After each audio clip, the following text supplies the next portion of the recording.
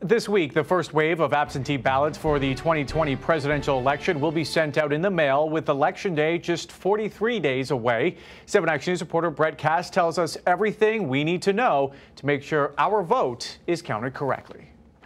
Well, starting on Thursday, voters who requested an absentee ballot will start seeing those ballots arrive in the mail, and clerks are asking for those ballots back sooner than later. It's never been easier to participate in elections in Michigan than it is right now. With voters now able to vote absentee for any reason, requests are pouring in. So far this year, more than 2.2 million Michigan voters have requested a ballot in the mail, compared to just over 500,000 this time last year, as cities and towns across Metro Detroit handle the demand. Clerks will find a way to figure out how to get in front of this. I don't want to say that there are no concerns, because this is a lot. This is going to be potentially a record-breaking turnout year. While absentee ballots can be requested up until Friday before Election Day, clerks recommend getting your ballot as soon as possible, especially with large demand. In August, we set a record, and I would not be surprised if we set a record in November as well for turnout. You can always check the status of your ballot online, but if you're afraid of using the mail, you can go by your local clerk's office or check out around 700 drop boxes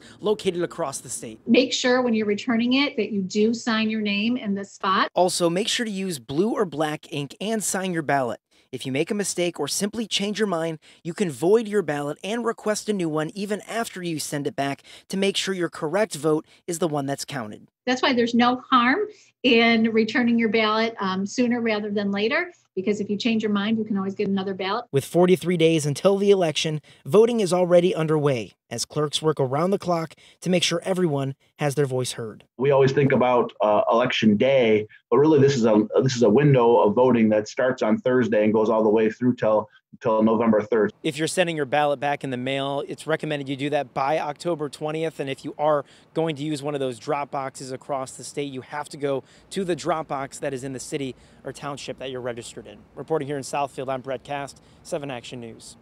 Some great information, Brett. Thank you so much. And don't forget, you can head to WXYZ.com/vote for your guide to all the elections going on. We have key dates and deadlines, as well as voter registration information.